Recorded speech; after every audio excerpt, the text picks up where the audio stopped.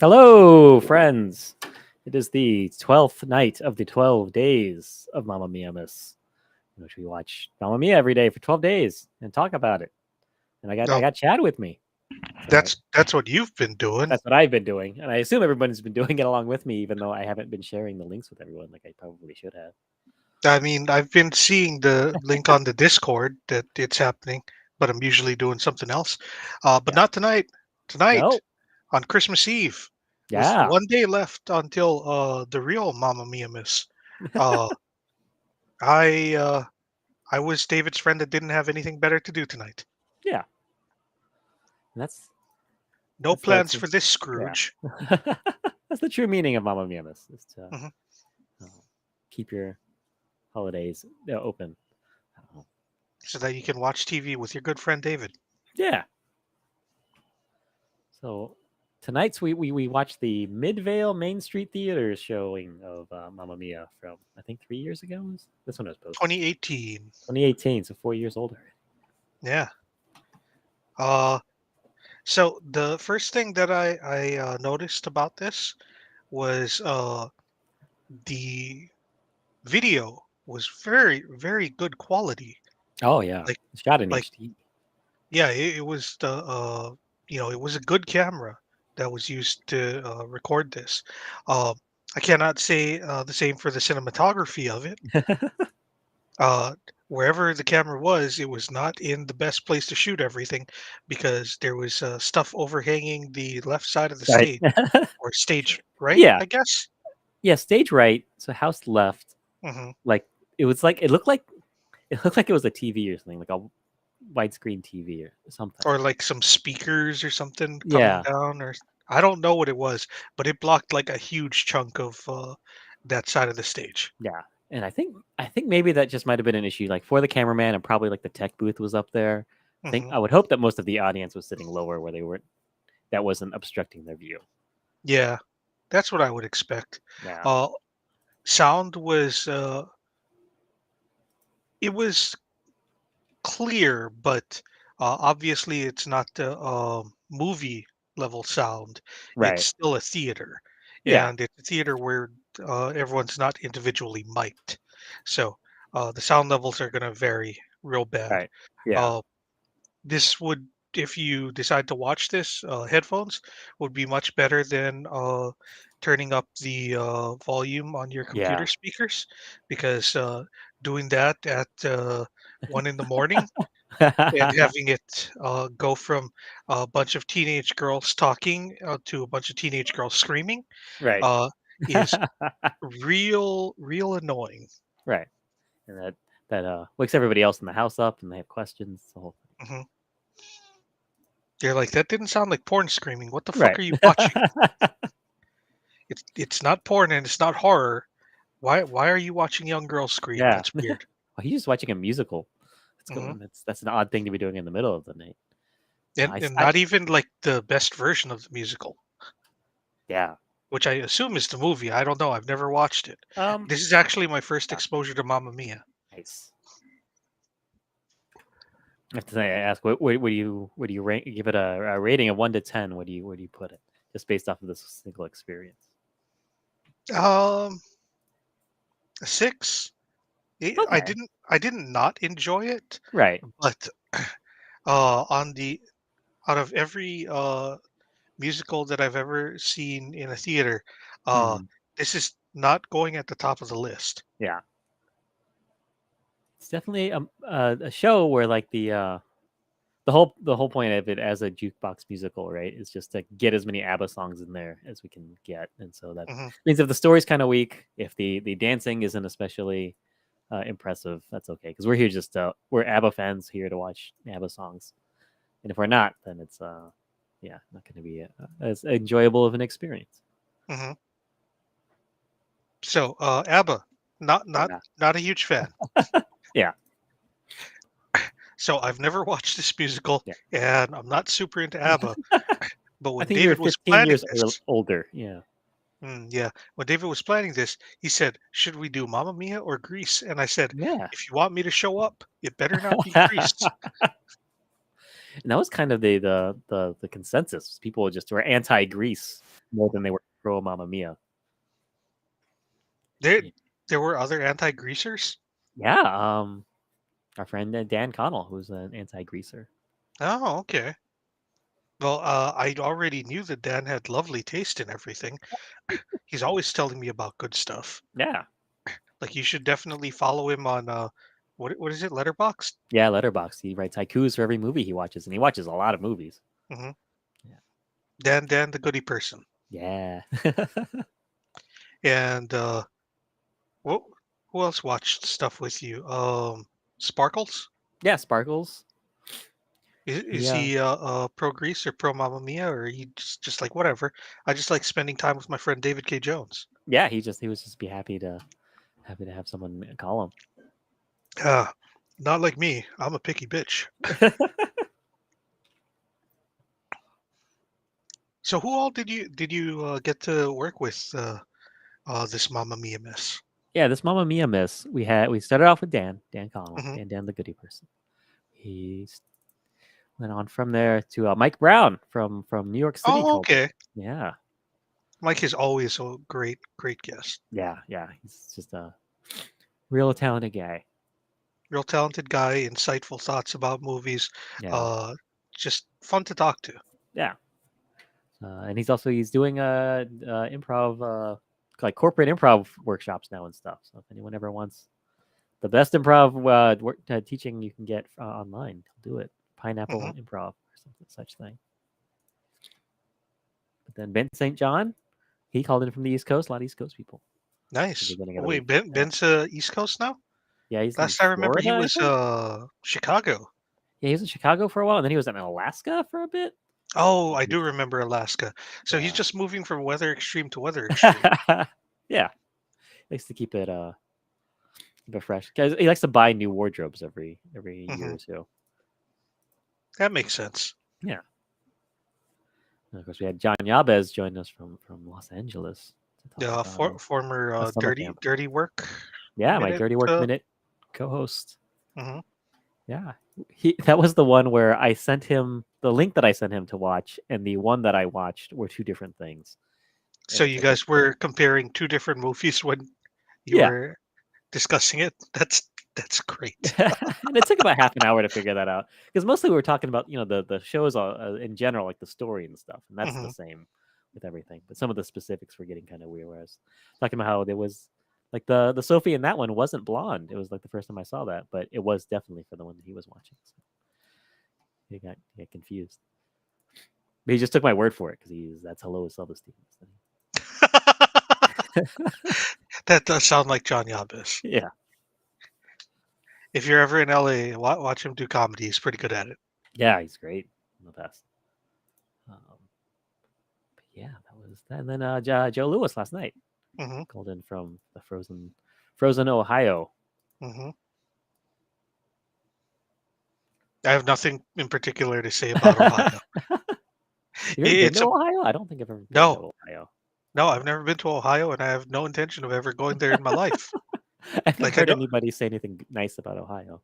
Yeah, it's not some place where I'm like, oh boy, that's a place that I can't wait to go to on my bucket list. Yeah, definitely I don't I don't think that Ohio is a bad place, right. but I cannot think of a single thing that I want to see there. I don't care about the Rock and Roll Hall of Fame. I Nah, don't really care about baseball Hall of right. Fames. Yeah, I, Football Hall of Fames are I don't think Hall of Fames are that interesting, honestly. right. Yeah, I think it's an honor to be inducted into a Hall of Fame, but if you're Yeah. not really into that, Like whatever that thing is, I yeah, like watching the Rock and Roll Hall of Fame induction show. yeah. I enjoy seeing the names of the football players that go into the Hall of Fame. I don't give a shit about the baseball Hall of Fame. Yeah. I I'm not But even see, that's another 100% sure thing. that's in Ohio. I think it is. I think so. It could be Indiana. That's another thing is I don't know the difference between any of the Midwest states. Hmm. But yeah, I think baseball is one of those things. If you were 15 years older, you'd care more about baseball. I think as people get older, they care more about baseball, and younger people just don't. I It's think such an old also person like sport. right around the time where I might have been a person who could be a baseball watcher. Yeah. Uh, that was right when they had the big strike, Oh, okay. and it sort of poisoned me against caring about baseball. Right. I'm just like, if we lost half the season, they still played how many games? Yeah, that's crazy. It's like how What many do I games are care about this? the fact there's over 100 games in the season, so that means every game is worth less than 1% of whatever your Hmm. final score is or whatever. Now the Baseball Hall of Fame is in New York. Oh, I thought it was in Ohio because the Football Hall of Fame. no. Isn't it the Rock and Roll Hall of Fame mostly for Ohio? Cleveland, just stuff that I've learned from the opening credits of the Drew Carey Drew show, Carey show is which at is on, Cleveland Rocks. yeah, Drew Carey show. All of the episodes of the Drew Carey show are on archive.org. Um, this is how small the world is. Me and Sparkles were talking about it, and we found it. And like it's like 89 hours or something worth of stuff there on archive.org. I'm gonna put that link in the chat. Anybody wants to check that out, if I can find it. But my favorite story about Halls of Fame Hmm. is when Michael Jordan got inducted into the Basketball Hall of Fame, and then like his special guest, the one person that he got to bring to be there to see this huge moment for him, was the guy who took his spot when he got cut from his high school basketball team, Hmm. just to really rub it in that guy's face. 40 years later, and after he's already been the biggest basketball player of all time, he still wasn't done with this guy. That definitely sounds like Michael Jordan. Yeah, Like, I mean, that's the epitome of that meme, and I took that personally. yeah. And that's you don't become the greatest of all time unless you have something inside of you that wants to rub it in everyone's face. Hmm. Yeah, it's like they always say, like a lot of the greats. It's not about loving winning; it's about how much you hate to lose. Right. Yeah. And winning doesn't matter if you don't have someone to show it to. Hmm. Yeah, when you win, if there and if you can't like rub it in someone else's face, what's the point? Why Yeah. even play? What do you get out of that? Yeah, there's nothing in it for you at that point. Hmm. Once the money So, doesn't matter. so when you originally sent me the link to watch the show, Right. the Mamma Mia show, which is what we're supposed to be talking about Right. tonight, Yes. I had expected it to be a high school production. I don't know uh, why. I just I assumed that. think I might have mentioned to you that most of the ones I found were high school productions. So I've been trying to not just watch high school ones. Hmm. Yeah. But yeah, this one was definitely not a high school production. There were lots of adults, Adults. Yeah. and I was very thrown off in the beginning. I was just like, man, the teachers at this school are very talented. Because I just assumed that all of the adults in here were uh, Oh, either teachers or kids in real heavy makeup. they aged up real good. Or kids have been held back a lot, many years, Hmm. decades. Super duper seniors. Yeah. Yeah, this is the Midvale Main Street Theater, which I did not do any research on until I was watching this in the living room on the big TV Hmm. uh, this And you afternoon. decided to look up Midvale Main Street Theater in Utah. Yeah. Or my wife was asking, "Where is this from?" And I was like, "Well, the Midvale Main Street Theater." And she's like, "Where is that?" I'm like, "I don't know." And I had to look it up. So do you have some Midvale Main Street Theater facts? Just all that I looked up was that it's in Midvale, Utah. Um, Hmm. I gotta find some facts right now, which was interesting because I'm like, oh, this is a weird. When you think of Utah, you think of very religiously conservative type people, and that's why I didn't think immediately that this was going to be a Utah thing. Because there's a lot of the actors have tattoos, right? There's a Hmm. little bit of language in there. I mean, the play as a whole, it's horny, right? I mean, the whole thing is about a woman who has sex, unmarried, premarital sex with three different men in like a In week or three different something. nights. Yeah, I mean, not obviously three different nights, but like three different consecutive nights, I believe was the thing. or Right. very close together. Yeah, we're pretty close enough where she didn't know who the father was. Hmm. Which yeah, that's definitely probably within a week or two. But oh, interesting. The Midvale Main Street Theater, their description from their website is that they're a local community theater that puts on edgy musical productions, children's Oh, theater okay. shows, and much more. This is So definitely edgy for Utah. yeah. Also, it looks like they have a lot of the same cast for other things. Oh, okay. I, I just went to their Instagram, and Hmm. like the second picture from 36 weeks ago Right. uh, is it has one of the dads and the main character from this one. Oh, okay. Yeah.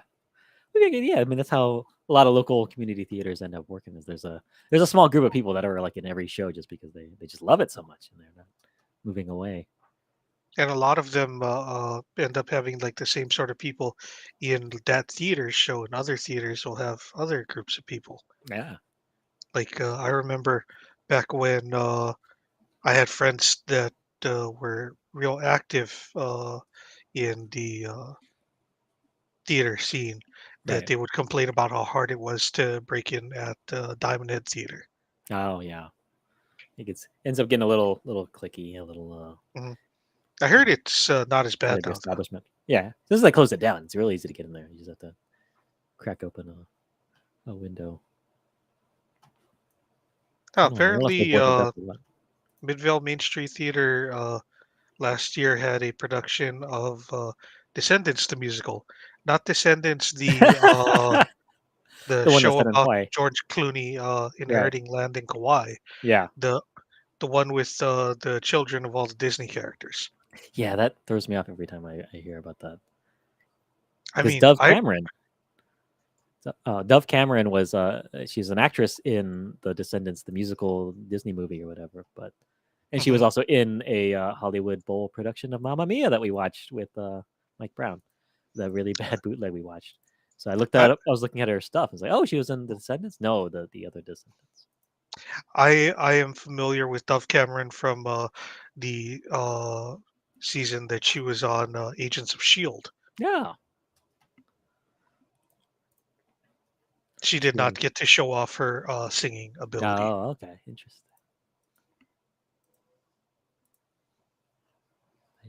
Yeah, that bootleg was a bad choice. I still owe Mike Brown an apology for that one because I didn't actually watch it beforehand. I didn't like click through the video at all because I was like, oh, this is the at the Hollywood Bowl.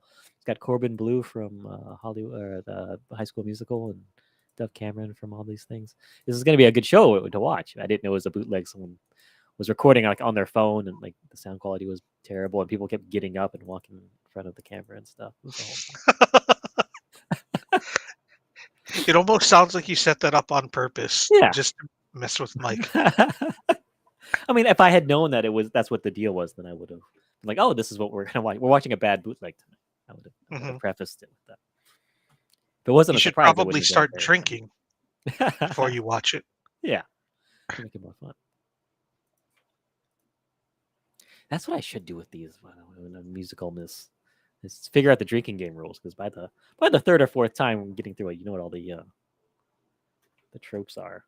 Hmm. And then start getting Unless you find something super weird like Russian game talk show cats. Yeah, man, that was so cool. I That want to get was back into that so stuff. crazy. But yeah, this was I presume much closer to how the story is actually supposed to be Yeah, than yeah. Russian cats. But even within cats, there's a lot of room with because there's no dialogue I think between the songs. Hmm. This one, it was really interesting to see like how there would be like long stretches where it was just a regular play Right, with kind of a weird plot, and uh, then there would be like just song after song after song after song after song, where it's like right. there's barely 14 words in between one song and the next one, and it's just Yeah. like Jesus, did they just like run out of stuff? I think But yeah. I always think about when I'm watching musicals or uh, musical like shows where it's like I think of Jukebox musicals as musicals, but musical biopics as musical like. Right. Um, but if it's sliding more towards musical than musical like, uh, the sort of cutoff point in my head is um, what is the Baz Luhrmann thing? Moulin Rouge. Ah, Because I remember watching the commentary for the Red Curtain trilogy, where he was talking about how he used a different gimmick with all the movies in that. The first one was Shall We Dance, I think it was called.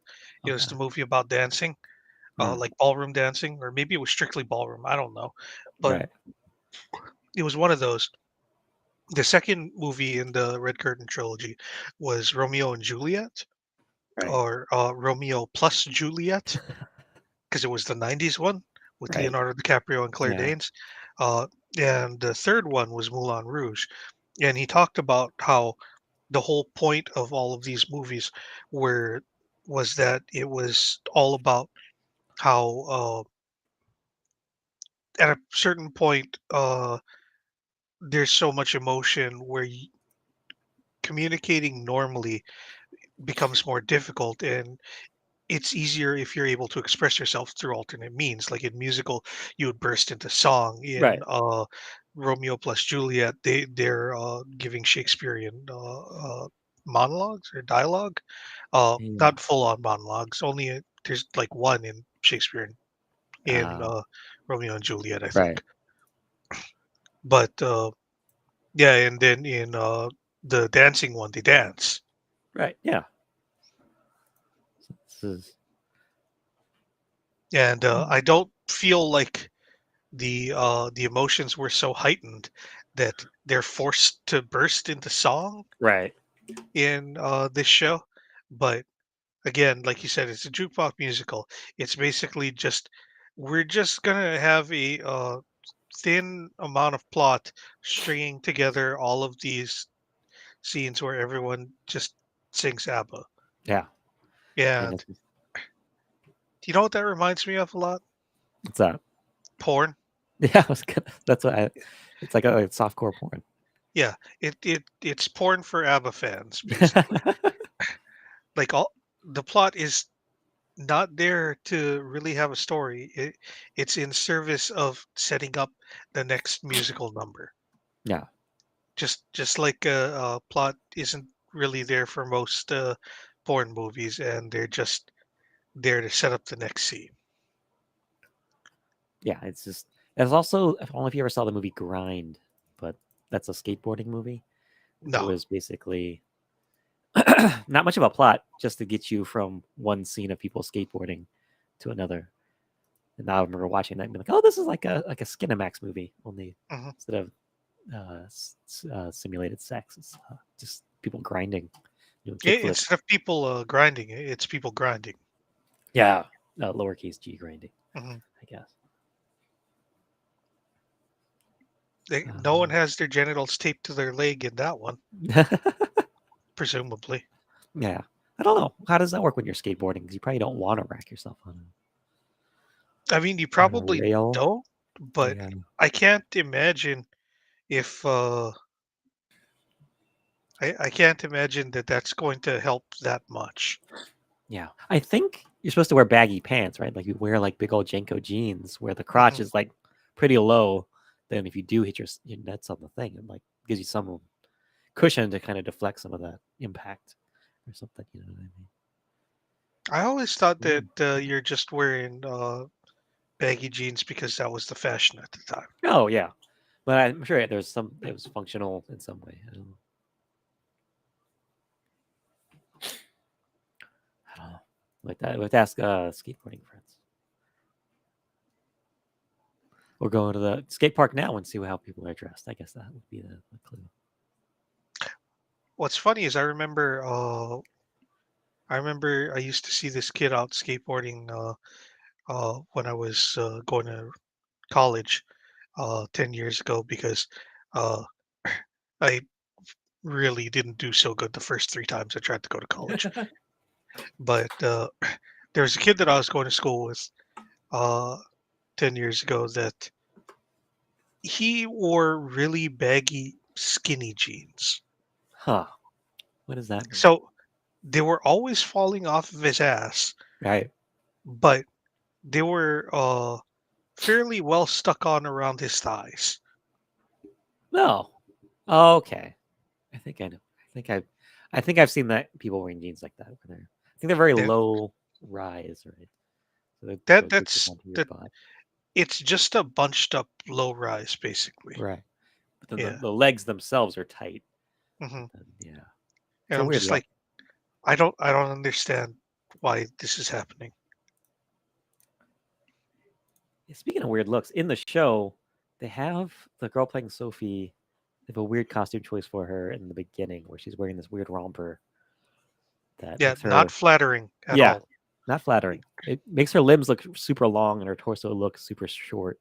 Like later on, she's wearing normal clothes and she looks like a normal person, but like just in hmm that romper, it's like, Yeah, why? no, in the beginning I thought maybe she was like uh not like a very tall little person, Right. but kind of like that, built like that. Yeah. Something where the proportions of her body are Mhm. strange. Now And I that's was just just like, "Oh yeah, no, that's because this is a musical that high schoolers are doing, and high schooler bodies aren't done yet." yeah. You know, this is just I mean, some of them are, but uh, most of them are works in progress. yeah. It's like pulling out your food mid bake. yeah. It's got to The pass the toothpicks. proportions are all wrong. Yeah. So this show being from Utah, but not being like a super Mormon show, like where they deal with the sexual content and stuff, and people have tattoos and things, and you can guess that most of the members of the cast, if they're not Mormon, they're not super practicing Mormons, hmm But there are a few giveaways where like made it feel weird, and I couldn't figure out why. Like a lot of the actors seem kind of annoying for some reason. I can't put my finger on it, but now I know they're Utah people. it's like this is the one that I've watched with like the most like jokes in it. Like they're trying to be hmm funny, but like which is good. I applaud them for trying to make this more comedic and be more trying to sell the comedy bits more. But it always came off a little cringe, and I couldn't figure it out. I think that might be a Utah thing. But then also the Sophie is a 20-year-old girl, and she's marrying a guy who appears to be the same age as her dad's. Yeah, That's a big that dude giveaway. does not look young. He just looks like he never grew up the Yeah, way that all of the dads did. yeah, it's funny that in the scene in the number where they it's Sophie and Sky. They're singing about their emotions. Don't give away your emotions or whatever. And then his all his dude friends show up in their flippers and do the flipper dance, which is fun. But like he's got a shirt open, and you can tell he's not got he's the he's the least physically fit of all the guys I've seen. I think in all of the Mamma Mia shows I watch. Usually it's like, oh, look how much of a hunk this guy is, but he definitely doesn't have that kind of a body type. So that's interesting to Mhm. see. But it makes sense if he's 40 years old, I guess. I wonder if they just like looked around and they just said, "Well, I guess you're the youngest one that can actually carry a tune." yeah, so they just went with Because I did think the singing in this was all perfectly fine. it. Yeah, There, I didn't find anyone like, "Oh man, this person should not have been given so much song." Like all the songs were done with appropriate level of good, I guess. yeah, I'm not sure how to talented. describe it. Yeah. Right. Like I don't want to say like, oh, everyone gave great singing performances. It's just like I don't listen to ABBA. I don't know what that's supposed to Yeah, sound like. it's good I just enough. Where if I was at the show watching it, I wouldn't be like, "Oh, this is no good." There's everyone could stuff. carry a tune. Yeah, even most of the dancing, like the bigger dancing numbers, were also pretty well done. I think. hmm the one where what's the main character's name? Sophie. Yeah. Yeah, the one where after Sophie asks all of her dads to be or where all of the dads tell her that they're totally willing to walk her down the aisle, and Mm, she is slowly starting to realize like, oh, things are bad, and everyone is dancing and all happy, and she's like just looking more and more like, yeah. that This is that I yeah. love that number. Yeah, that whole like that end of the first act, the big. There's like three songs in a row, but it feels like it's just one long thing. And then, yeah, that's part of that's pretty much my favorite part. Hmm. Yeah, it's funny that yeah, the character of Sophie, she doesn't make like one good decision the whole movie, except at the end to call up the wedding. I think like the whole thing where at the bachelorette party where all the dads come up and like, oh, I'm gonna walk you down the aisle. No, I'm gonna walk you down the aisle. And she's like, uh oh. I was like, I didn't expect this, although she really tried to have expected that at some point. Hmm. Um, It makes me wonder who she was planning on having her walk down the aisle before she found the mom's diary. yeah, It's like, were you just not planning that part of your wedding? yeah, or just, I mean, it would have been, yeah, I would have just expected her just to have her mom do it, just because that's the only parent that she has in her life. I wonder if she Hmm. knows that. Oh, yeah, it'd be weird for her not to. Like yeah, after that is the dream sequence, which is not in the movie at all. So the first time I saw it, the second night of Mamma Mia, I was like, "Whoa, this is really cool!" They made a Hmm. really cool artistic decision that is in every other production of Mamma Mia. So it's not really, but every time you see it, it's done kind of differently. So that's cool. Hmm. Like in this one, they have her on a bed, and there's people just holding her up on the bed, like spinning around and stuff. And usually, it's she's on an actual bed on the stage, and they're spinning it around and doing things. Oh, okay. Yeah, this one's fun that they're doing that. And of course, she sees her fiance in her wedding dress and the thing, which got yeah. There's one that we watched that was it called itself the greatest performance of Mamma Mia ever or something like that.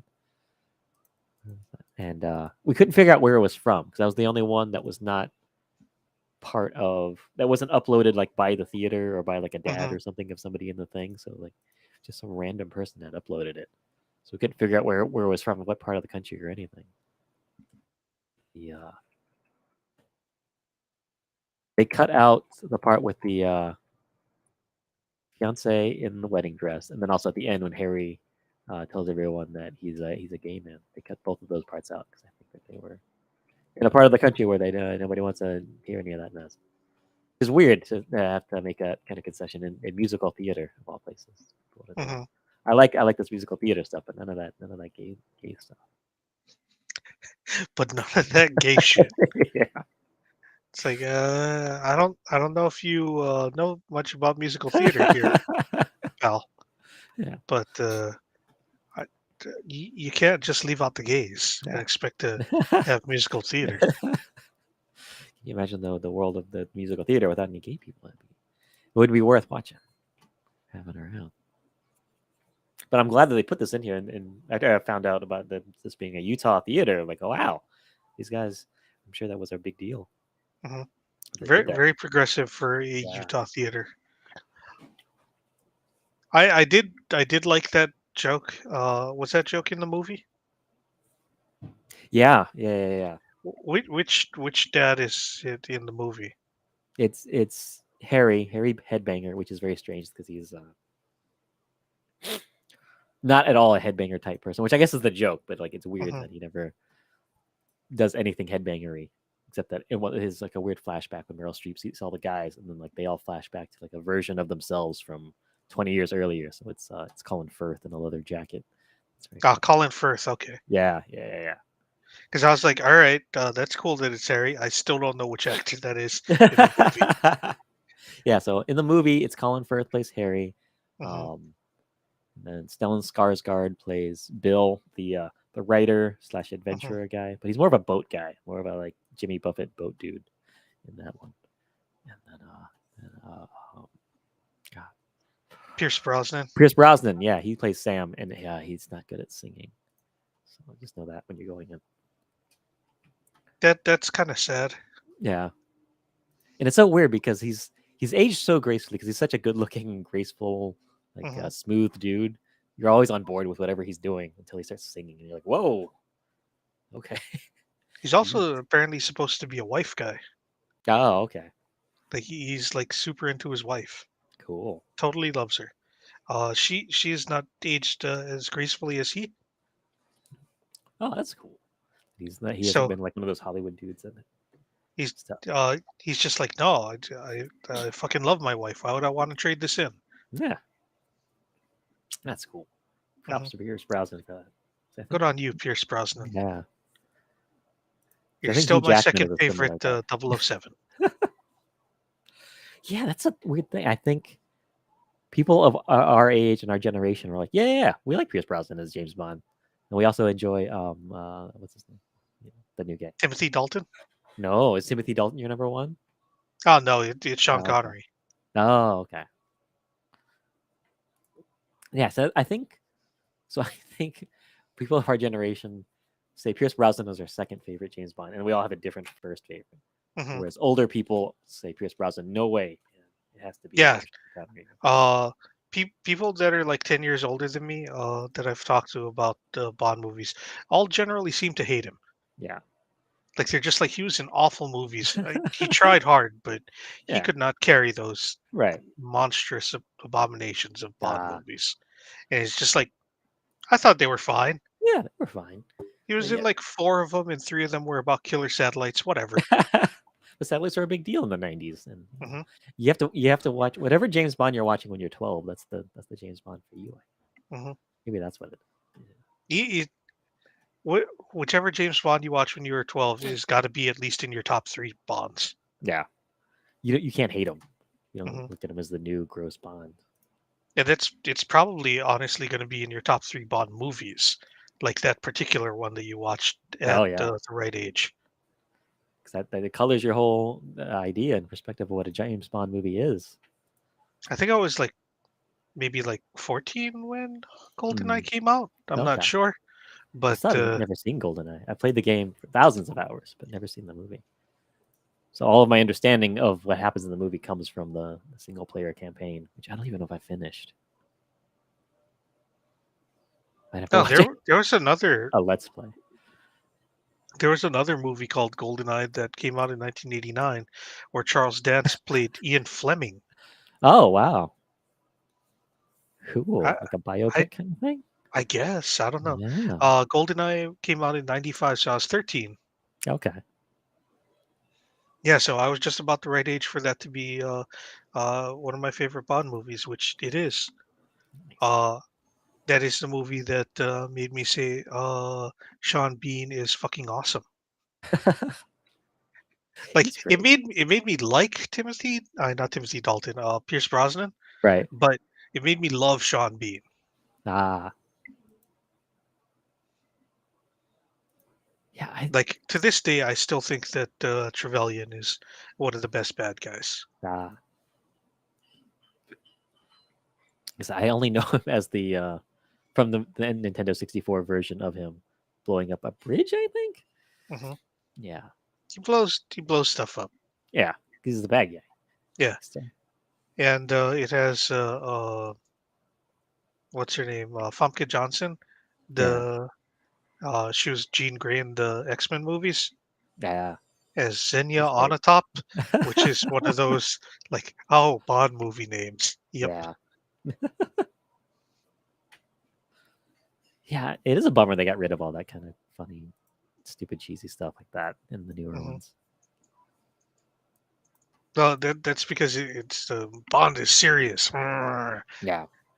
It's like shaky cam fights all the time. Yeah, and he's got all kinds of PTSD from stabbing all these guys in the face so many years. Mhm. It's like, Yeah, okay. is Yeah. there a way that we can make people take Bond more seriously than Bourne? That's what we're gonna do. Yeah. And it's just like that's that's not why people So thank watch you. Bourne movies. Yeah. We don't take those seriously either. Yeah. Yeah. I've even watched like the two newest James Bond movies. I need to get on that sooner or later. Yeah. Honestly, I only watched the first Daniel Craig one, and I Oh, was okay. like, "That's fine." Yeah. because they get rid of all the James Bondy stuff. So really, you're just watching an action movie Yeah, about spy stuff. So it's like it's fine, but yeah. All of the other ones, like I'm just like I want to watch it because it's James Bond. Yeah, I like James Bond. And I right, like Daniel Craig, but it doesn't feel like James Bond. yeah, he's Like what trying not once to be James Bond. yeah, once the opening credits finish, I'm just like, oh that's about as Bond as it's gonna get. Yeah, it plays that sting, and then he shoots Hmm. the to the thing, and then that's it. It's like dun dun dun dun, and then you get the weird silhouettes of women and stuff happening, Yeah, and that there's like someone singing, and yeah, after that it's just generic action movie. yeah, and it's not doing anything cool. We're like, yeah, for James Bond movies for so many years, we're like that was like the big cool thing for the year. Hmm. Now it's like it's not any. There's a better action movie you can watch in any given year than whatever the James Bond offering was. What's your favorite James Bond songs? Live and Let Die is pretty great. I was, Yeah, that is the one that I always think of when it's like uh I think of James Bond music. hmm, Like Goldfinger is one of those things where it's like that's iconic, right. but you're never gonna put that on like a regular music playlist. Yeah, it's not. Yeah, it's not like a song that you want to. Yeah, it's great for specifically for that movie, but that's it.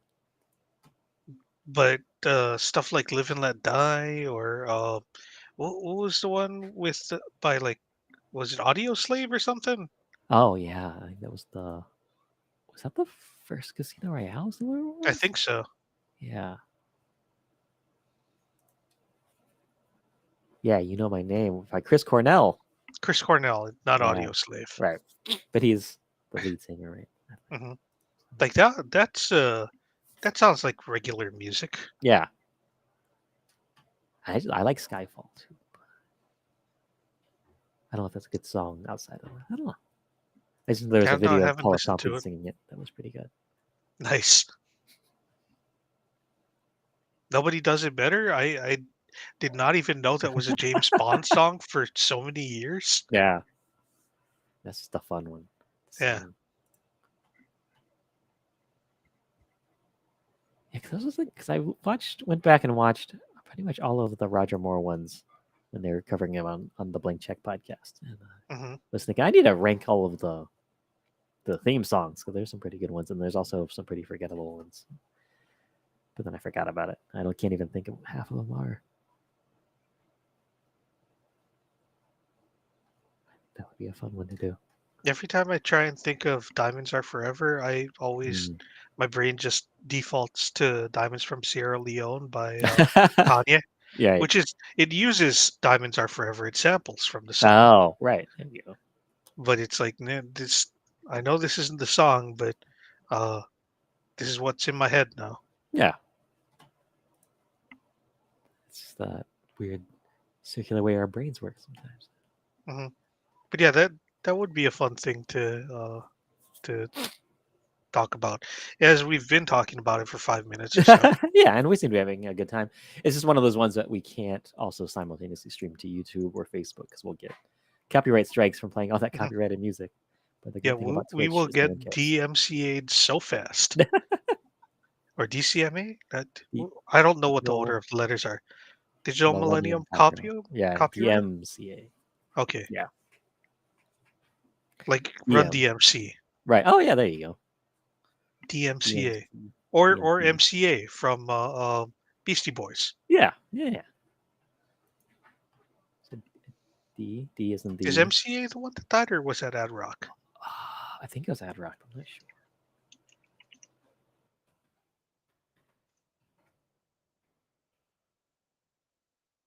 Be totally wrong. Yeah, it wasn't that. He's still alive. No, it was MCA that died. Okay. So there was I might have mentioned this before on something that we've recorded, maybe a podcast. I watched a documentary about like nuclear testing in the Hmm. South Pacific and how like that affected the native populations and stuff. And Hmm. I had to watch that in college, and the guy who had made the uh,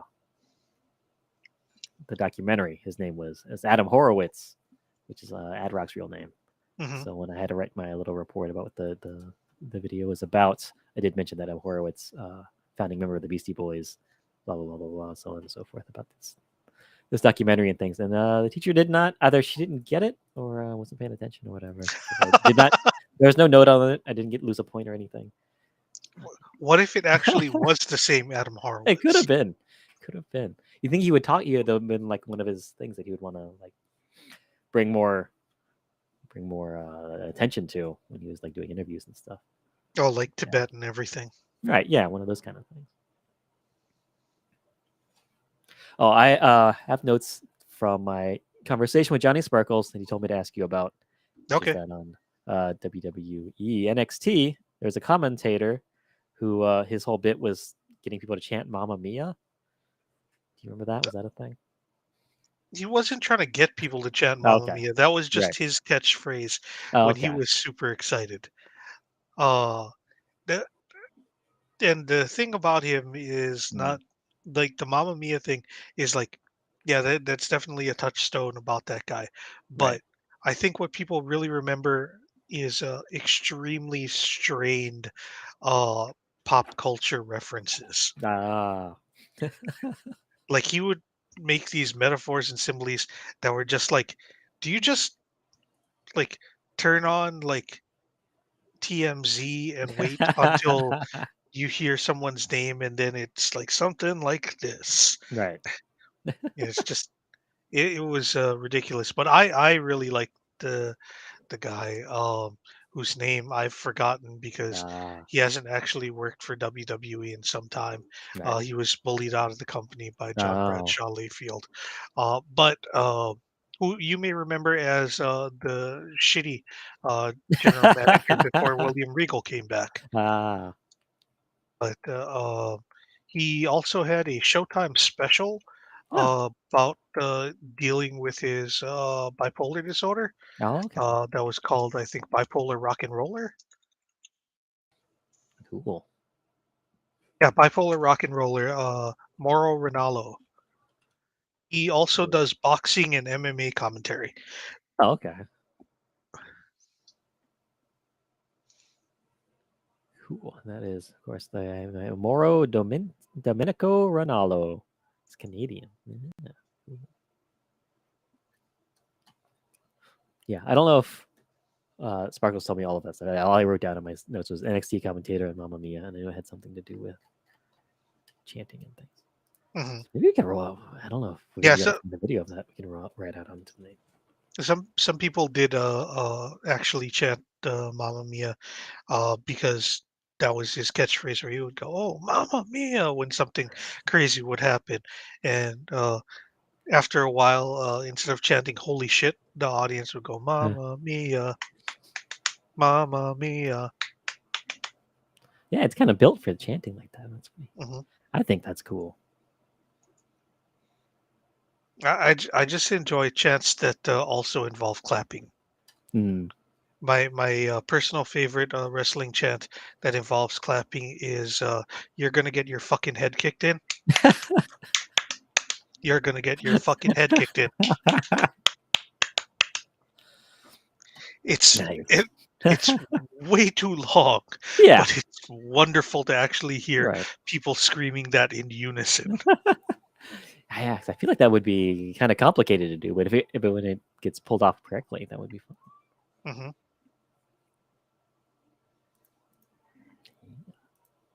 Well, I can't find a video of it, so we'll just have to chant ourselves "Mamma Mia" out of here tonight. I'm Hmm. gonna start rating people when we leave our things. By the way, since that's the thing that we can do, so might as well start doing it. Okay. How does that even work?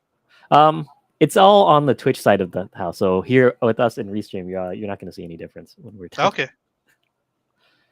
They'll just get an alert that we rated with whoever is in our chat, which is nobody right now. That's okay.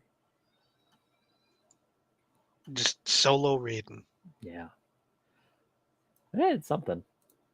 I would appreciate just a solo raid. I think a lot of people would. Um, yeah, the this one of the other things I want to talk about was the thought it was cool when they were doing the mother daughter scene where they're singing about slipping through my fingers and she has to put on the wedding dress and stuff and she's doing her makeup and her hair in the vanity. Hmm. Usually they have like a mirror inside the mirror and like she's to the side her side is pointing towards the audience. But instead this way they took the mirror out of the frame and she's just singing through it to the people, which I think is pretty cool. That was a pretty cool choice. That does sound like real smart, Yeah. because the actor doesn't actually need to see what they're doing. Yeah, she's They're not not really putting makeup actually, on. yeah. Although that would be kind of funny to watch them freehand, just see how it goes. Yeah, and just that's what her makeup looks like on her wedding day. I think that would be funny. Hmm. Yeah. Yeah, that's the other thing is like in other shows, I think they're doing like when they do her hair up and stuff, at least if not the actual makeup, and Hmm.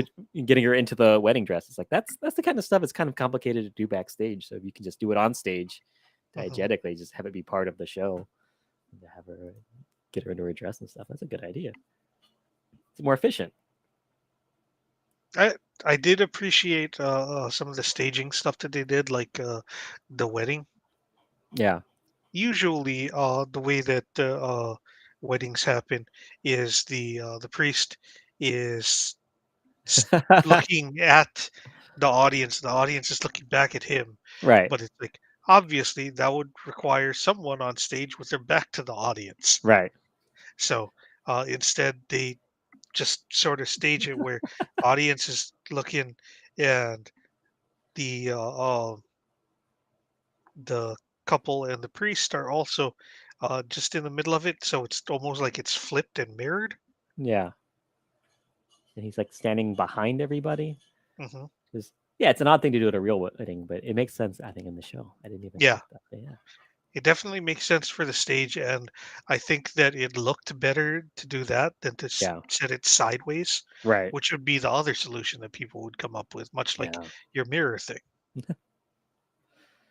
yeah. And I think especially with that many people on the stage, yeah, you want to have a good stage picture with that many Hmm. faces. Why not? Yeah, last night the one I watched with Joe, it was in the round. It was the only time saw one in the round.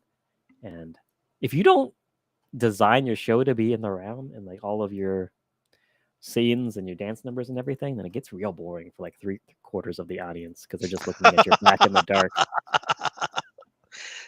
Oh, that's hilarious. Yeah, Like you would think that they would at least change the dance numbers to suit the fact you'd that think. they're.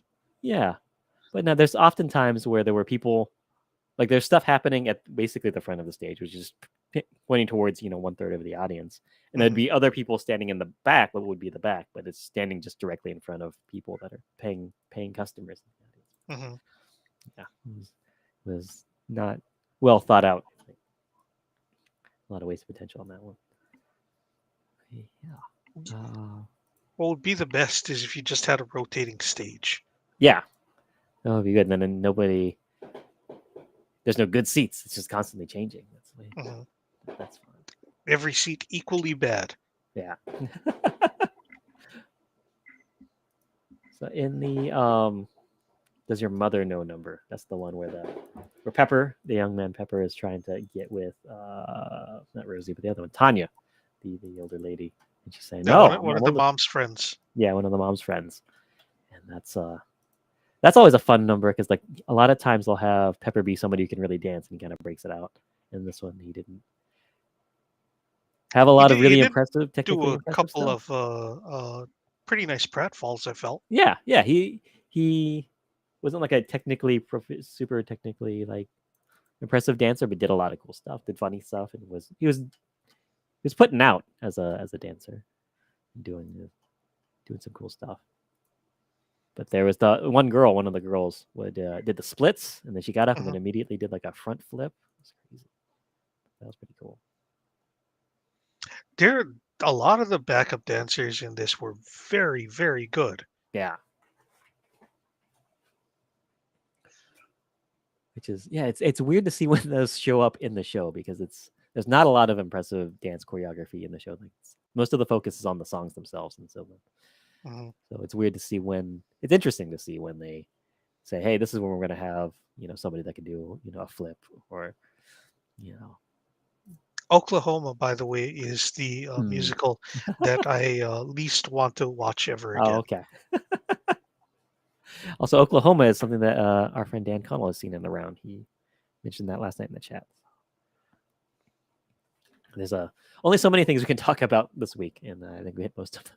But yeah, Yeah, I mean, you've watched this quite a bit, yeah, and I didn't really love it that much. yeah. I didn't love it either. I think Yeah, I think I peaked with cats, and I don't know what I'm supposed to do now because I liked cats so much. And it's so weird, and there's so many things you can talk about. There's so many different ways to do it that every video is a little different. And yeah. then Rent was a fun gimmick, but Cats was the I don't I'm sure that you did peak with that. yeah, so I mean, Dan was talking about maybe doing Chicago next year as a suggestion. I'm like, that would be doable, but it's still we're never going to hit the weird levels that we hit with cats. Hmm. That's just a very unique Not thing. unless you can find like some other musical that's just weird Yeah, and not like specifically written to be weird, like Avenue Q or something. right. Yeah, or even like a Rocky Horror Picture Show kind of thing, where it's still going to have so many things. I'm sure will be the same in every show. It's technically weird. As far as society goes, it's not weird in that. As far as musicals go, Did you watch Toxic Avenger musical when it I was down did. here? Yeah, Okay. that was my ex girlfriend was doing the sound for that, and she found out that Lloyd Kaufman, the creator of the Toxic Avenger and president of Tremor Studios, he came to one of the previews, and she actually got me in to watch the show when he was there. So I got my picture with him. Oh, nice. So that was pretty cool. I got him to sign my Toxic Avenger shirt. But yeah, That one was a weird one. yeah, but it's a weird movie. So I Hmm. kind of that was fun when they had like the mayor doing like the whole split sided thing where she was doing singing two different songs at the same time or whatever. That was pretty cool. But yeah, that's a weird one. And I would like to see how many different versions there are on YouTube. Also, I do need to shout out what's her name again? I should learn her name. Uh, I don't know if you remember me talking about it last year. Katie Lawrence. She made the playlist of 200 plus performances of cats that we took all of Oh, okay. our videos from last year. She also did that for Mamma Mia and has done it for a lot of shows. So he's doing important work, and I don't know if anyone else appreciates it as much as I do. Good work, Katie. Yeah, Katie Lawrence Thank you, on Katie. YouTube. Yeah, thank you. I should maybe can you DM people on YouTube? I have no idea. I know that you can say things underneath videos, Oh yeah, I can and comment on something. it's Yeah, it's always the best policy to ignore yeah. anything Never anyone read says any. under a YouTube Yeah, video. or anything that counts as comments. Don't ever read it Hmm. ever. And that's what Twitter's made of. Yeah, that's really how Twitter is. There you go. Twitter That's is that's a just great a comment description. section. Yeah, that's a great description of Twitter. But yeah, so maybe I'll comment one of her things to express my appreciation for doing this Yeah, thing. tell her that you've been using her lists for like 3 years Yeah, to do these 12 days telethons. yeah. We've raised the hundreds of Hmm. dollars for the food bank. Someone's got to someone just the fact that someone's taking the time to do this, and not only just um regular old like high schools and community theaters here in the U.S., but like international stuff, even like the weird Russian one that's not even cast. Like I don't know how she found that and figured out to put Hmm. that on her thing. I got questions now. Many questions.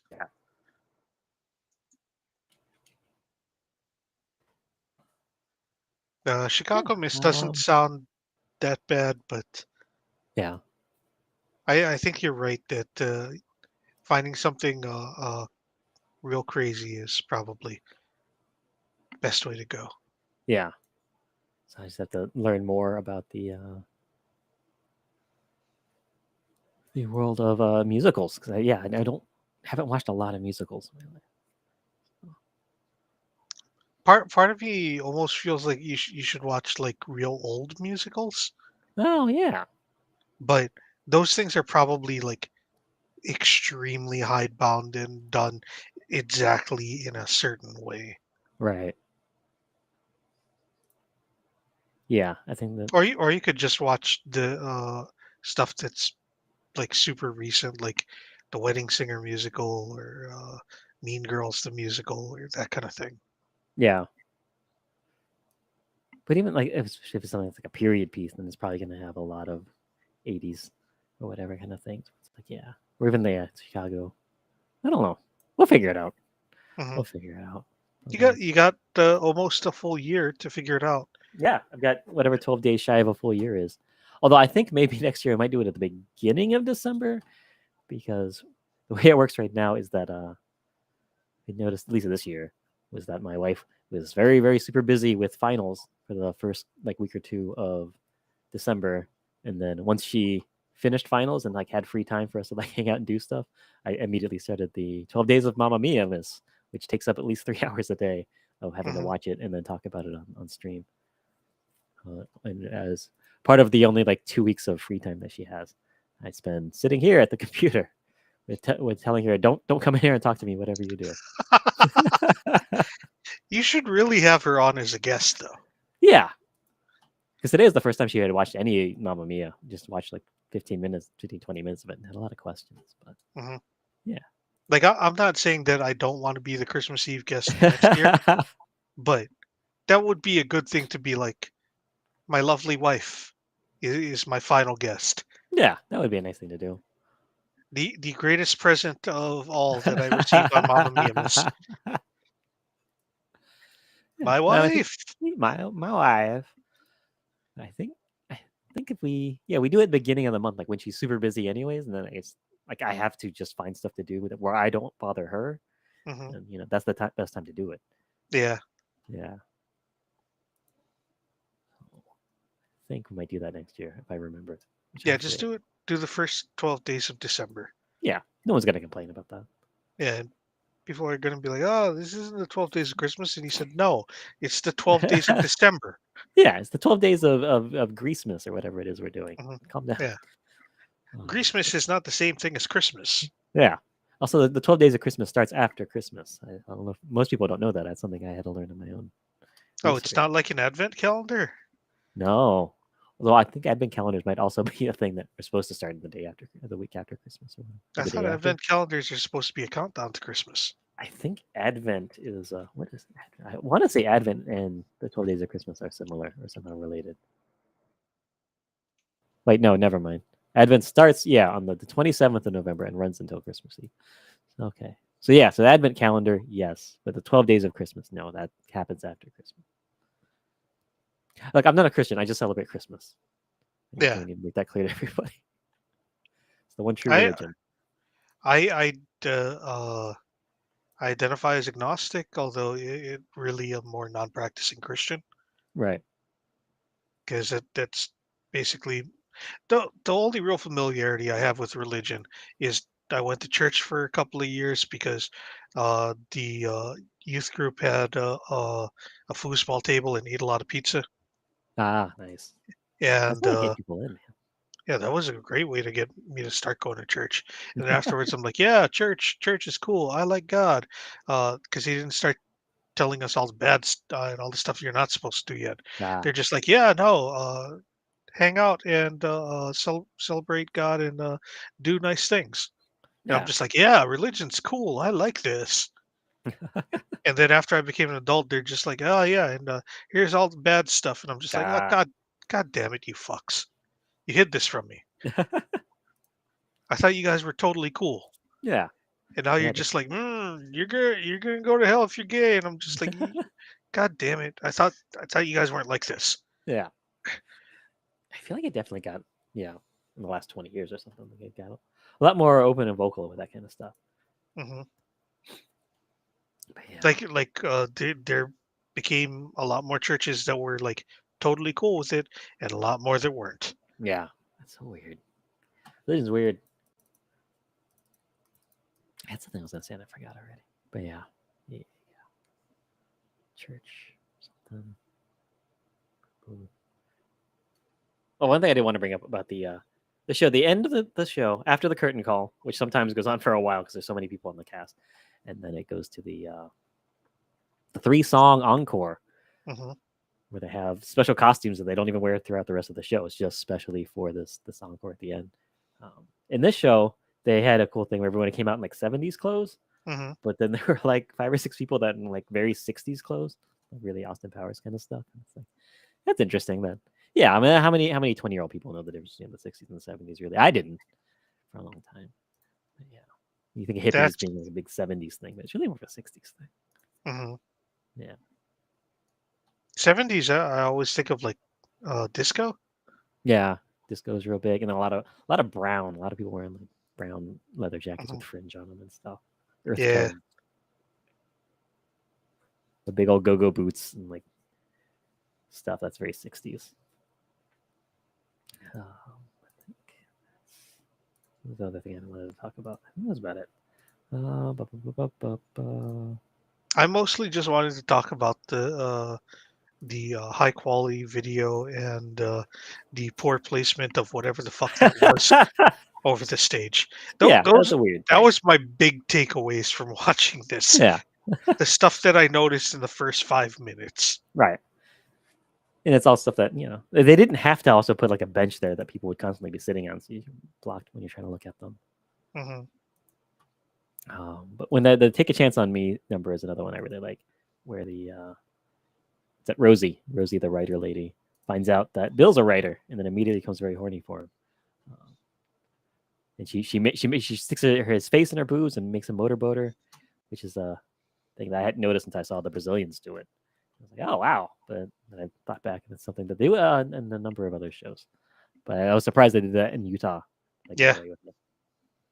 But in a lot of ones, especially the Brazilians are very passionate people, so there was a lot more kissing and a Hmm. lot more grinding type dancing, I guess. But in that one, when everybody comes in at the end of that number for the wedding and like surprises them, and they like to like you know pat down their clothes and act like everything's cool. Like that's when she's like mounting him and like I think they're about to do it there on the stage when everybody shows up.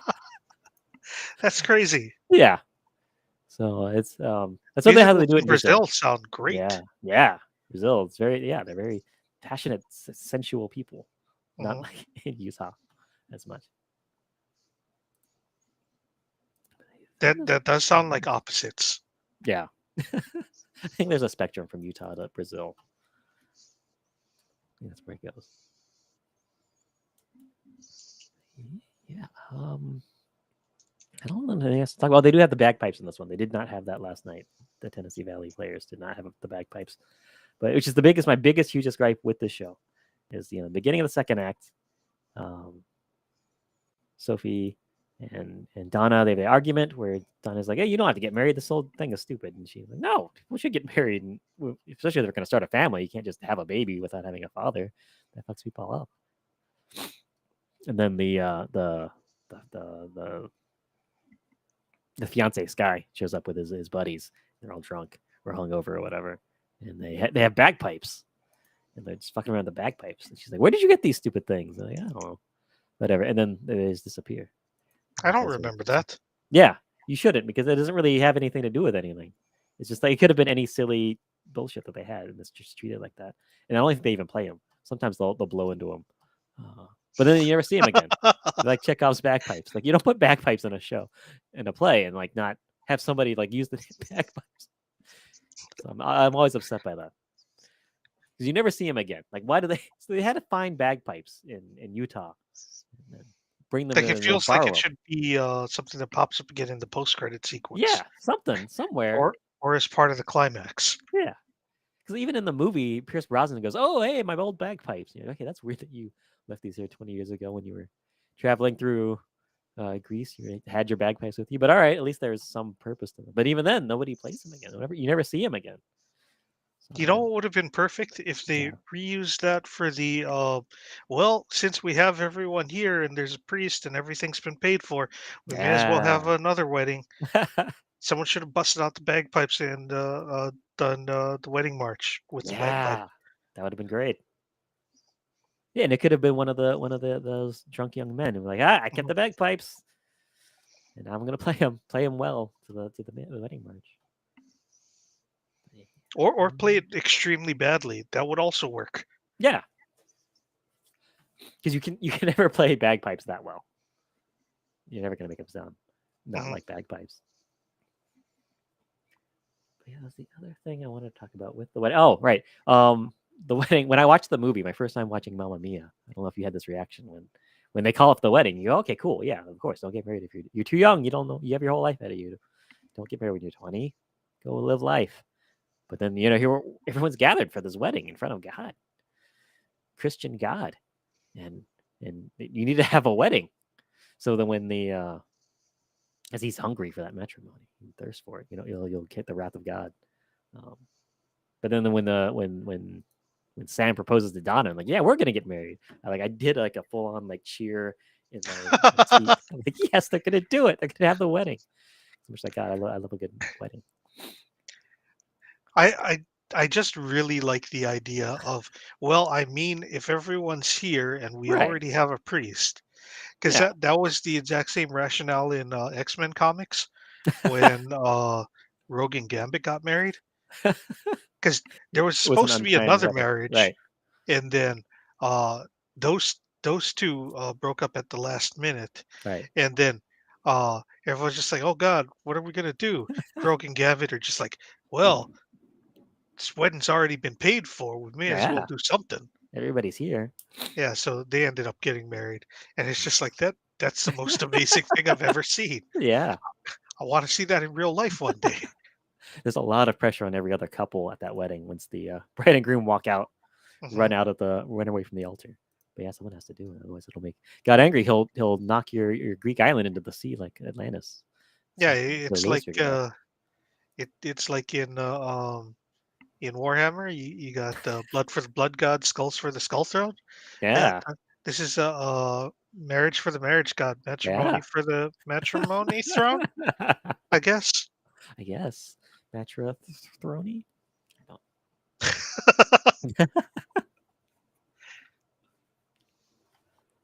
Yeah, I think that is all I have to say about Mamma Mia. And then, yeah, Mamma Mia as a show, as a thing, I don't think I'll revisit much for the rest of my life. A lot like Rent. I the think if I was an the ABBA fan, I would care, but I just don't. mhm. Before we decided that uh, what we were going to watch, I had thought, and then I forgot to relay this to you. I was going to say, you know what you should do for the last day What's that? is to watch Mamma Mia 2. Oh yeah, I think Dan Connell wants to. Because what's the other thing I haven't told you is that he's seen Mamma Mia the movie like 2 or 3 times, maybe four. Mhm. He's seen Mamma Mia 2. Here we go again, like 14 times. He's a huge proponent of that movie over the original, Okay. which was the sequel that was written and made as a sequel to the movie, not to the play, because they Hmm. never made one. So he wants to unboxing day do a live stream of that or stream that and share it with everybody. But it might interfere with our planned Boxing Day showing of Rocky Four. Rocky 4. Right. So I have to get with him and figure out the right time for that. But yeah, so I would like to see it because I don't know when I'm gonna have a chance to otherwise. Although with Dan, you never know. He loves it that much and wants to share it with people. He Yeah, will. if he's already watched it 14 times. It's another couple. Also, the other question that I would have about that is, where on the mainland is Dan? Oh, he's Because on I the know East he's not in Coast. Hawaii. Right, yeah. I think Pennsylvania, right? Is that where Okay, the King so of Prussia if Mall is? he's Yeah. East Coast, then uh, because we're on Monday gonna watch at our regular time, right, of six Right. thirty. Yeah. So that'd be like starting for him at like 12:30 Right. or Well, that's 11:30 rather. the thing for him is that he wanted to do it later at night after his family's already gone to bed and stuff, so it would just be something for him to do Oh, at okay. nighttime. Right. So I Uh, don't know, maybe we can do it on a different day. I That's what I I can tell you that I enjoy Rocky 4 a lot, right. and I think that it's very funny for the gimmick of what we watch on Boxing Day to be a boxing movie, Right. even though that's not the correct kind of boxing. Yeah. That's funny. That's a Yeah, good it's idea. funny, but if that's at the time that Dan wants to watch Mamma Mia 2, like you Right. said, when else are you going to have the chance to watch Mamma Mia 2? Right. So yeah, we talked to him. See if it's even a thing that we can figure out how to stream on on Twitch. I don't know to figure that out because I don't know how he's going to share it with us. We Hmm. have to figure the whole thing out because that's the thing is that he could also just do it on another time, and then when he gets back, when it would be easier for him, it's on a Saturday or something might be Yeah, better. Because but the Boxing Day thing that has to happen on Boxing Day. yeah. Otherwise- If we don't do it this year, though, we can't watch Rocky 4 until next day after next Christmas. right? Yeah. That's how the Boxing Day curse works. Yeah. It's the only day a year that you can watch boxing movies. Yeah. That's the only time I do. I don't know how many boxing movies I've watched. Yeah, it can't be that many. Other than the Rockies, Yeah. I can't. I don't uh, know if I can name a boxing movie. Raging Bull, I know is a boxing movie, but I've never seen it. yeah, there's that. I've watched the Great White Hype with Ah, the guy that directed Friday Night Lights fighting Damon Wayans. oh, okay. Peter, Peter, what's his name? Peter Pumpkin Eater. He had a wife, but he couldn't keep her. I've seen The Hammer, which was Adam Carolla's movie, in which he plays a boxing. It's a boxer, Mhm. like a middle-aged boxer. Back before he got too into the right-wing bubble of stuff that I can't. Yeah, Yeah, Peter Berg is even the all those. name. Peter Berg. Cool. Yeah, yeah, it was Peter Berg and Damon Wayans in the Great White Hype. There Cool. was a boxing movie called Play It to the Bone where Woody Harrelson and Antonio Banderas are both washed up boxers, and they have uh, they have to take a road trip to have one last match. Oh, cool. Except I think that either they're both trying to sleep with the same woman that's driving with Ah, them, or they both have, or something like right. that. I don't Yeah, remember. there's some sort of love triangle kind of thing going on. Yeah. Also, Uh, I own a movie called Black Cloud about a young Native American boxer, but I've never watched it. I just got. I sometimes I buy movies from Nickel Flicks for $2 a movie, and I never watched okay. Um, Southpaw, the Jake Gyllenhaal boxing movie. them. Yeah, yeah. Wow, he got ripped up for that. Big old abs and muscles. Oh, Cinderella Man. I've seen Cinderella Man. Yeah. I've seen a boxing movie. What's the one where the next Karate Kid falls down and breaks her neck? $1 Million Baby. Yeah, that's a boxing movie, right? Yeah, yeah, yeah, yeah. I've not Does Real seen Steel count? it. It's Rock'em Sock'em Robots. I mean, I I don't mean, the count it. robots are boxing, right? Yeah, but are they allowed to use like their feet and stuff, or is it pure boxing? I don't know.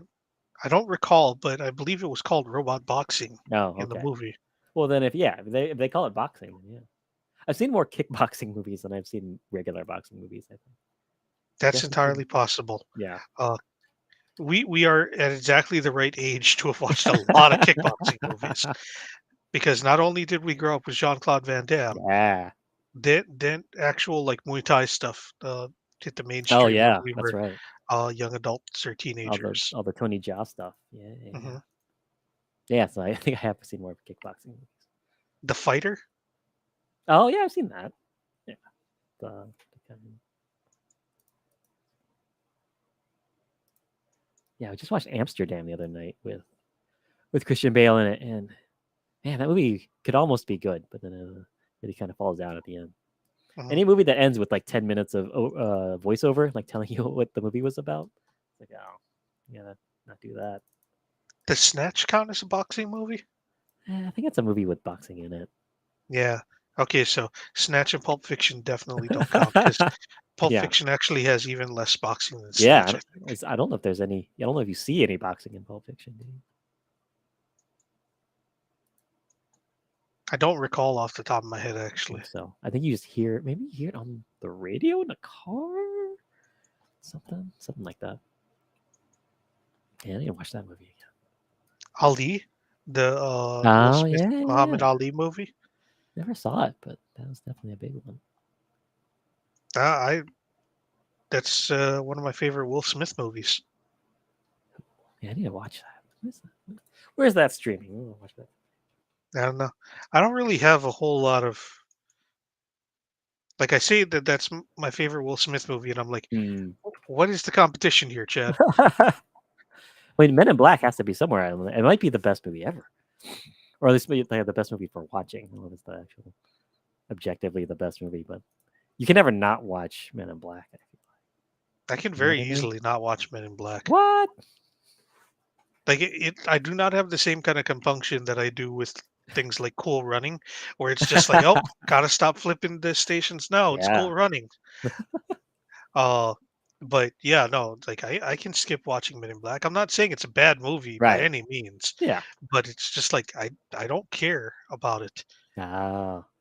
My favorite part of Men in Black isn't even Tommy Lee Jones or Will Smith. Right. It's uh what was the guy that was like the bug was wearing his skin? Oh yeah, that's Vincent D'Onofrio as Yeah, Edgar. Vincent D'Onofrio. Yeah, That's right. he does a Yeah, great job with that. I really think he should have won an Oscar for his acting. yeah. His physicality of Yeah, being a bug in a human suit, so good. so good. Also, anytime I think about that, I always think about Nick Murray's wonderful Mm, impersonation of Vincent D'Onofrio as a bug wearing a man suit right. when he says "sugar water." Just that part. He Right. doesn't do anything else. He just says "sugar water" exactly like Vincent D'Onofrio. That's great. Uh, Yeah, but that's one of those ones that like it hits when you hear it. Oh. And Men in Black for me is definitely one of those movies. Always will watch it if it's on. And that's kind of in my I'm on Letterboxd too. Not as prolific as Dan the Goody person. But like I'm still on there. I don't really write reviews as much. But that's my criteria when I'm rating movies. Like the only way for a movie to be like a 5-star movie, I think about it and it's like if this is on when I'm flipping through the channels, I just stop whatever I'm doing and just watch it. I feel like Men in Black is one of those mm, for me. hold on. Uh, all right. Where is it streaming? Hmm. Uh, What's Apple on Netflix? TV. Oh, okay. Wait, it's on Wait, Netflix. Men in Black. What are you looking for? I'm looking for Ali. You had mentioned Ali. Oh, Where's that playing? uh, Ollie, it says premium subscriptions for stuff. I don't know. It's off of something weird. Screen Picks, whatever that is. Yeah, I have no idea what that is. It's so weird how these kind of things exist. And like, wow, what are these things and why are they? Who's subscribing to them? I don't.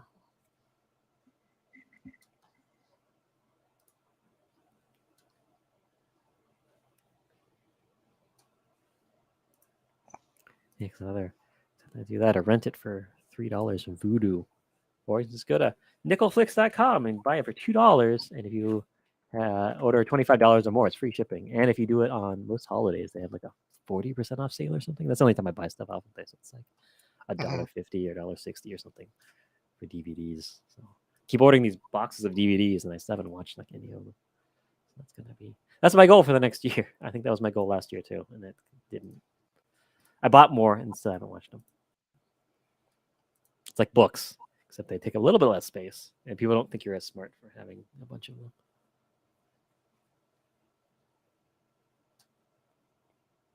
Yeah, no, there's really not a whole lot on his filmography that I feel competes with Ali. Oh, okay. Uh, like I like Men in Black. It's not bad. Yeah. I like Bad Boys. It's not bad. Right. But I would think Like, even like Independence Day would be up there for me, but he's not. It's not really. I don't think of that as a Will Smith movie, even though he does play a good size role in it. So, mhm. yeah. He has one of the most misquoted lines from that movie. Wait, He what is? uh He pronounces Earth correctly. He Oh, doesn't say right. Earth. A lot of times people are like, "Yeah, welcome to Earth," and it's Yeah. like, "No, no, No. Will Smith did not say Earth. Yeah, you're just being racist. Yeah, you are misremembering that for some reason. I'm not saying that it's racist. I'm just saying for some reason you have chosen to remember that incorrectly." Right. Although I'm angry that the movie After Earth. I remember the seeing. I saw the previews for that a ton of times, and at no point in that trailer when his son's running around getting chased by monsters on what is obviously Earth, he doesn't say "Welcome to Earth" at any point. That's funny. Yeah. Ooh, it's free on Amazon. But okay, yeah, this has been the 12 days, 12 nights of Mamma Mia. So there's 12 days and 12 nights. You know, they all happen simultaneously. I guess it's all one part, one section of time. A full whatever 12 times 24 is of that many hours. And we've so far we've been able to raise money for the Hawaii Food Bank, $152 plus the $10 that Doc Hollywood MD donated to a different fundraiser, but it goes to the same people, so it's fine. So $162 raised in 12 days. That's pretty good. I'd take it. Under It'll help some people. comedies about boxing Ah, on Google, they list Teen Wolf too. no, interesting. I don't I don't remember anything about Teen Wolf 2. I know it's got what's his name in it, but Not Michael J. Fox. no, it's the guy from the Arrested Development, Jason Bateman. Yeah, Yeah, ooh, it's on Tubi. I'm always surprised at how old Jason Bateman is. Yeah, because he did. I wasn't even aware of him existing until Arrested Development. And then to think Mhm. about how he had a whole career in the '80s. It's crazy.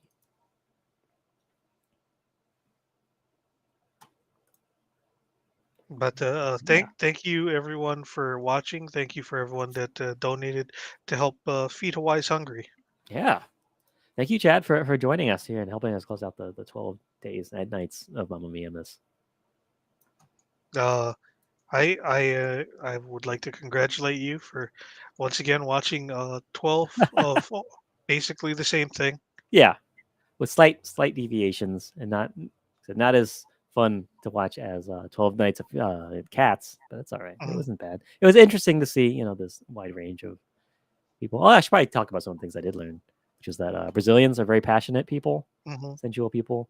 I think there is a standardized international version of Mamma Mia Miss that people have to do because the Brazilian one and the Russian one. When I saw the Russian one, I was like, "Oh, this is really interesting and a fun way that they did like the sets and stuff." But the Brazilian one had the exact same sets and the same kind of setup. So I guess that's just how they do it in other countries when they get the license to do it. So that's something I learned. And then what else? What else did I learn? What have I learned from Mamma Mia Miss? Um, Singing in a foreign language. The French high school version that I watched was the only foreign one that I watched where they still sung the songs in English. Um, they did all the dialogue in French, but they would sing the songs in English, and you could tell that it was not the language that most of them were fluent in, and were just singing kind of phonetically. So it's a very tough thing to do, and I applaud them for trying, because they're high school kids. But yeah, it's very hard to do. So good on them for trying. Uh, Hollywood Bowl. If you see somebody recording a whole musical on their phone, I guess report them. I don't know. And in the way as long as you can, or give them space and let them record the thing so they can put it on YouTube so I can watch it. Either if you hear something, and if you see something, say something, Yeah, or don't be a narc yeah, and let them record and don't fucking walk in front of the camera. yeah. Either respect it or you know, completely don't respect it. Report it. Uh, well, I have to say, the Mamma Mia best performance ever, whatever that is. Don't put that in the title of your video unless you really feel like it is. Then I'm sure it's gonna Was ask it? for. No, it Okay. wasn't. Except that was the one where they How cut would all the you gay rank stuff. it out of 1 through 12? I'm not Um, asking you to rank the whole thing. Just right. where would you rank the best one? Ooh, that best one. It's in the lower half, definitely. Ooh, that's rough. Yeah, yeah. But I think the best one was the one from Summit High School in New Jersey, which one of the few things I learned from reading the comment section is but it's still something that came from a mean spirited place, I'm sure, is that Summit, New Jersey is one of the richest districts in New Jersey, richest towns in New Jersey. So that's why their musical was able to have such expensive Also, looking sets and I feel like choreography. they also came up during Rent Miss. Oh, did they? I think so. As a really good one. Because yeah, they had the most production value, more so than any of these adults or even the professionals at the Hollywood Bowl. I think didn't even have as much stuff going on as they did. And you can tell that they had money because they had those weird forehead microphones, Hmm. very new and expensive. They had those for high school kids.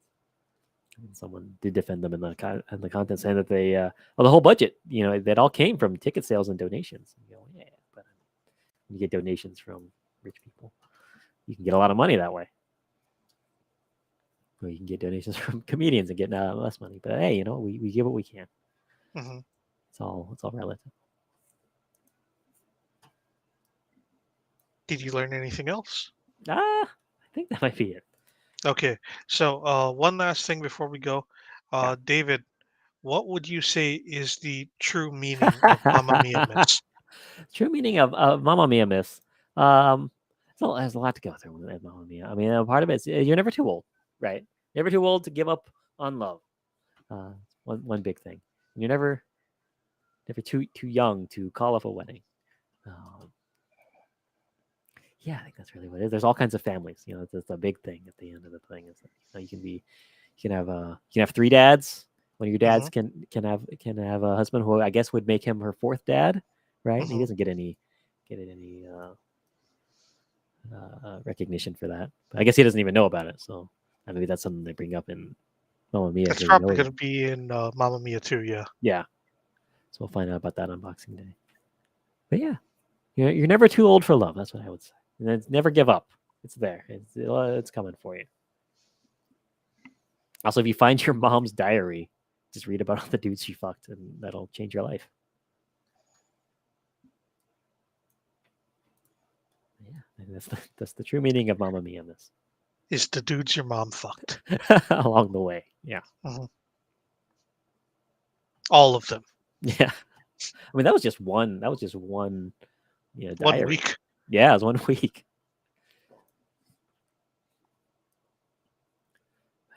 Yeah. So thank you, Chad. Thank you everyone for watching, donating. We got a raid last night. That was so cool.